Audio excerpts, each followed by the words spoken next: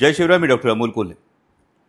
माननीय मंत्री महोदय गिरीशजी महाजन यांनी माझ्याबाबत एक वक्तव्य केलंय की पहलगाम हल्ल्याच्या संदर्भामध्ये दहशतवाद्यांचं समर्थन वाटावं असं वक्तव्य माझ्याकडून झालं. अमोल कोल्हे यांनी जे स्टेटमेंट केलं आणि त्यांनी जी अतिरेकांची पाठराखणच करतायत, मला असं वाटतं त्या पद्धतीचे स्टेटमेंट करतायत. रोल तुम्ही संभाजीराजेंचा करायचा आणि बाजू औरंगजेबाची घ्यायची. खरं तर एक संकेत आहे की मंत्रीपदासारख्या जबाबदार पदावर असणाऱ्या व्यक्तीनं पूर्ण माहितीनिशी एखादी प्रतिक्रिया द्यावी. इतकंच नाही तर माननीय गिरीश भाऊंनी मला सांगावं की हे स्टेटमेंट त्यांनी ऐकलं का, याची त्यांनी खातरजमा केली का, याची त्यांनी शहानिशा केली का. कारण मुळात पब्लिक डोमेनमध्ये हे स्टेटमेंट कुठेच नाही, ही एक गोष्ट. दुसरं, ज्या वक्तव्याचा विपर्यास करण्याचा केविलवाणा प्रयत्न केला जातोय, हे भाषण होत असताना संपूर्ण सभागृह पत्रकारांनी खचाखच भरलेलं होतं. जर यात काही चुकीची गोष्ट असती तर आधी पत्रकारांनीच मला फोडून काढला असता, तो त्यांचा नैतिक अधिकार आहे. आणि तिसरी फार महत्त्वाची गोष्ट की स्वतः गिरीश भाऊंकडून ही अपेक्षा नव्हती, कारण ते या हल्ल्यानंतर ते स्वतः काश्मीरमध्ये गेले होते. आता हा भाग आलाहिदा की काश्मीरमध्ये अडकलेल्या पर्यटकांना खरी मदत झाली ती माननीय उपमुख्यमंत्री एकनाथराव शिंदे यांच्याकडून. आणि त्यासाठी मी माननीय शिंदे साहेबांचं जाहीरपणानं आभार मानतो, जाहीरपणानं कौतुक करतो. पण तरीसुद्धा जर गिरीश भाऊ आपण स्वतः काश्मीरमध्ये गेला होता तर यानंतर अशी उथळ प्रतिक्रिया देऊन आपण माननीय मोदीजींच्या मनसुब्यात मिठाचा खडा का टाकताय. मुळात आधी आपण ज्यावर प्रतिक्रिया देताय, जे स्टेटमेंटच पब्लिक डोमेनमध्ये नाही आहे, कदाचित कुठल्या तरी अंतर्ज्ञानी दृष्टीमुळे तुम्हाला कदाचित ते स्टेटमेंट कळलं असेल, ते स्टेटमेंट काय ते आधी बघून घ्या प्लीज. हे स्टेटमेंट आहे ते. स्वतःसाठी फक्त एकदा विचार करा. परवा पहलगामचा हल्ला झाला, अत्यंत दुर्दैवी हल्ला, ज्याचा निषेध करावा तेवढा थोड्या पाकिस्तानला धडा हा शिकवलाच पाहिजे. या सगळ्या गोष्टींशी मी सहमत आहे. पण काही बदललंय का?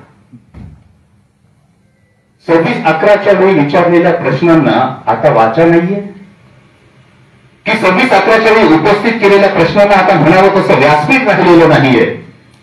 हा प्रश्न पुन्हा एकदा विचारावासा वाटतो आणि त्या पलीकडे जाऊन प्रश्न विचारावासा वाटतो. आम्ही नेमका कोणत्या समाजात राहतोय हा प्रश्न निर्माण झालाय. तर त्या अतिरेक्याने तिकडे जे काही भ्याड कृत्य केलं ते भ्याड कृत्य केल्यानंतर मगाशी त्या व्हॉट्सअप युनिव्हर्सिटीचा उल्लेख झाला, मगाशी त्या अनेक काही न्यूज चॅनेलचा उल्लेख झाला. विशेषतः हिंदी पट्ट्यातल्या अनेक न्यूज चॅनेल्समध्ये एक हेडलाईन ही सातत्यानं चालू राहिली होती, जाती नहीं धर्म पूछ के मारा. त्या दिवशी खरंच रात्रभर तळमळत होतो. झोप लागली नाही. झोप यासाठी लागली नाही की अनेक स्वतःला बुद्धिवंत बनवणाऱ्या, विचारवंत बनवणाऱ्यांच्या व्हॉट्सअप स्टेटसवर सुद्धा जाती नाही धर्म पूछ के मारा हे होतं. आणि माझा हा प्रश्न पडला होता, त्या अतिरेक्यांच्या गोळ्यांनी जेवढं नुकसान केलं होतं त्यापेक्षा जास्त नुकसान या एका वाक्यानं माझ्या देशाचं करायला सुरुवात केली होती. हा विचार आम्ही कधी करणार आहोत की नाही? समाज म्हणून आम्ही नेमकं कुठं जातो? त्यानंतर आग्र्याची घटना घडली, तुम्ही ती पाहिली असेल. त्या अतिरेक्यांनी जे केलं, कदाचित मग त्यांनी एका पोलराईज होत असलेल्या देशावर अचूक ठिकाणी मारा केला का?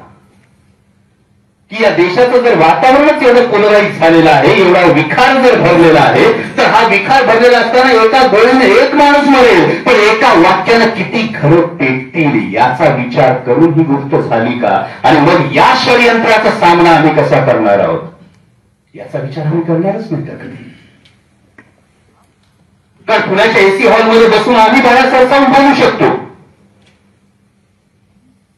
पण जेव्हा वणवा डोंगरावर असतो ना, तेव्हा घराच्या अंगणातून डोंगरावर लागलेला वणवा बघताना फार सुंदर दिसतो. तो जेव्हा अंगणात शिरतो तेव्हा घर आपलं जळत असतं. याचं भान आणि याची जाण हे आम्हाला असणं गरजेचं आहे, समाज म्हणून असणं गरजेचं आहे. आणि म्हणून तुम्हा सर्व पत्रकार बांधवांचं हात जोडून कळकळीची विनंती आहे की जो मगाशी राजू पवेकर सरांनी ज्या देशाच्या ताणाबाण्याचा जो उल्लेख केला, परंतु जी वस्तुस्थिती आहे त्या वस्तुस्थितीनुसार जर आपण पुढे गेलो तर देश राहील. तुम्ही राईट विंगचे असाल, तुम्ही लेफ्ट विंगचे असाल, तुम्ही मध्यममार्गी असाल, तुम्ही साम्यवादी असाल, तुम्ही समाजवादी असाल, तुम्ही कोणीही असाल, लेकिन मेरा देश देश रहना चाहिए याची भावना, याची जपणूक ही आपल्याकडून ही नक्की होईल अशी एक अपेक्षा व्यक्त करतो. पाहिलं पूर्ण स्टेटमेंट. आता या स्टेटमेंटची पार्श्वभूमी नेमकी काय? तर मुळात पहलगामचा जो भ्याड दहशतवादी हल्ला यानंतर संपूर्ण देशवासियांच्या मनात एक चीड आहे, एक राग आहे, एक संताप आहे की आता बास झालं. या पाकिस्तानला कधी ना कधी धडा शिकवला पाहिजे, त्यांची नांगी ही ठेचलीच पाहिजे, ही प्रत्येक देशवासियाची भावना आहे. आणि ही देशवासियाची भावना असताना त्याला कारणही तसंच आहे, कारण कधी दहशतवादी हल्ले, कधी बॉम्बस्फोट, कधी काही अतिरेकी कारवाया, यामध्ये जेवढ्या जवानांना हौतात्म्य पत्करावं लागलेलं आहे ना, ती संख्या युद्धात हौतात्म्य पत्कराव्या लागलेल्या जवानांच्या संख्येपेक्षा अधिक आहे असं काही आकडेवारी सांगते. इतकंच नाही तर कधी कधी 26/11 सारखा हल्ला असेल, पहलगाम सारखा हल्ला असेल, या हल्ल्यांमध्ये निष्पाप नागरिकांना सुद्धा जीव गमवावा लागतो. आणि त्यामुळे एकदाचा हा निकाल लावावा अशी देशवासियांची भावना आहे. आणि आत्ता माननीय पंतप्रधान, माननीय संरक्षण मंत्री, लष्कराचे सगळे प्रमुख, या सगळ्यांच्या ज्या बैठका सुरू आहेत ना, ते पाहता ही नक्कीच अपेक्षा आहे की देशाच्या सीमेवर काहीतरी मोठं घडेल. पाकिस्तानच्या बाबतीत पाकिस्तानला धडा शिकवण्याच्या दृष्टीनं, अद्दल शिकवण्याच्या दृष्टीनं काहीतरी घडेल आणि हे घडायला हवं, ही प्रत्येकाची भावना आहे. आता आपल्यापैकी बहुतेकांना माहिती आहे की पाकिस्तान हा जवळपास भिकारी आहे. त्यांच्या अंतर्गत सुंदपसुंदी असेल, भ्रष्टाचाराने तो पोखरलेला असेल, या सगळ्या गोष्टींमुळे संरक्षण क्षेत्रातले तज्ज्ञ असं सांगतात की पाकिस्तान बरोबर जर समोरासमोर युद्ध झालं ना, तर 10-15 दिवसांच्या वर सुद्धा तग धरण्याची पात्रता, तग धरण्याची ताकद ही पाकिस्तानमध्ये राहिलेली नाही. आणि त्याचवेळी काही तज्ज्ञांचं असं म्हणणं आहे की अमेरिका किंवा चीन हस्तक्षेप करेल. पण माजी राष्ट्रपती APJ अब्दुल कलाम साहेबांनी जे सांगितलं होतं ना, ती लोकसंख्या हे आपलं एक बलस्थान म्हणून समोर येईल. कारण अमेरिकेचा आणि चीनचा भारताशी असलेला व्यापार पाहता आणि हा प्रचंड व्यापाराचा जर आपण एकूण मूल्य पाहिलं तर अमेरिका किंवा चीन यामध्ये फारसा हस्तक्षेप करेल असं वाटत नाही. आणि त्यामुळंच माननीय मोदीजी आत्ता एका फार स्ट्रॉंग पोझिशनमध्ये आहेत. आणि म्हणूनच ना रहेगा बास ना बजेगी बासुरी अशी अवस्था करण्याची ही संधी आहे, असं अनेकांचं म्हणणं आहे. पण या सगळ्या पार्श्वभूमीवर काही जण माननीय मोदीजींच्या मनसुब्यात मिठाचा खडा टाकतात अशी शंका आहे. म्हणजे जोश में होश नहीं खोने का हे आपण विसरतोय. आपल्यापैकी काही बौद्धिक दिवाळखोरी दाखवणारी माणसं हे अगदी सोयीनं विसरतात. मागे एक सिनेमा आला होता चक नावाचा, फिमेल हॉकीवरचा सिनेमा, तुमच्या बऱ्याच जणांच्या लक्षात असेल. त्या सिनेमामध्ये ना फायनल मॅचच्या आधी कोच, जो शाहरुख खानने जे पात्र केलं होतं, तो कोच दोन ज्या सेंटर फॉरवर्ड्स आहेत, या दोन सेंटर फॉरवर्ड्सना आदल्या रात्री मॅचच्या आदल्या रात्री सांगतात की उद्याच्या फायनलमध्ये आपल्या 2 खेळाडू या आपल्या टीमच्या विरोधात खेळतील. ह्या सीनच्या ग्लिम्सवरून तुमच्या लक्षात येईल, आठवला सीन.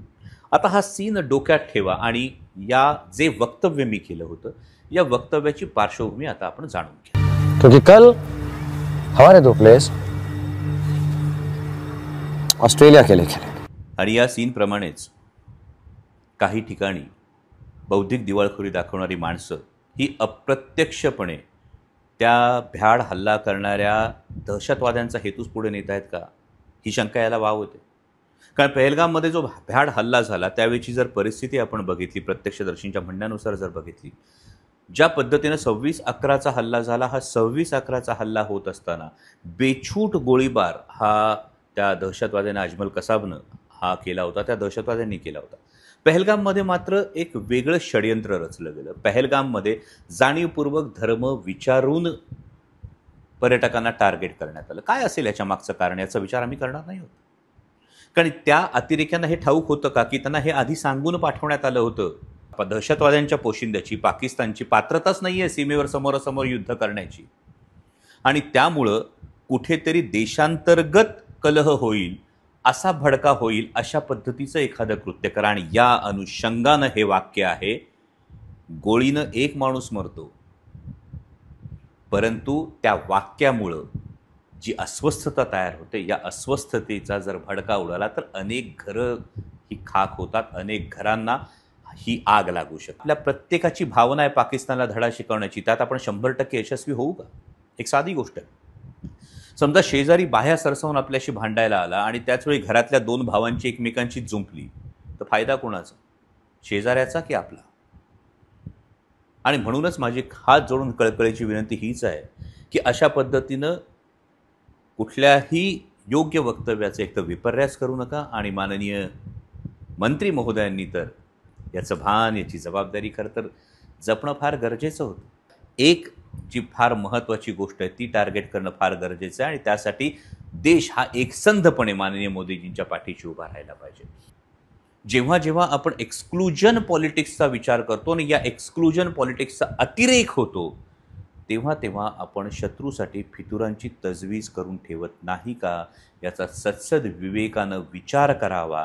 आणि म्हणूनच माझी एवढीच कळकळीची विनंती आहे, ही वेळ पाकिस्तानला धडा शिकवण्याची आहे आणि या पद्धतीनं बेताल वक्तव्य करून, या पद्धतीनं भडकाऊ विधानं करून आणि या पद्धतीनं माननीय मंत्री महोदयांनी सुद्धा इतक्या बेजबाबदार प्रतिक्रिया देऊन माननीय मोदीजींच्या मनसुब्यात मिठाचा खडा टाकू नये. धन्यवाद. जय हिंद. वंदे मातरम.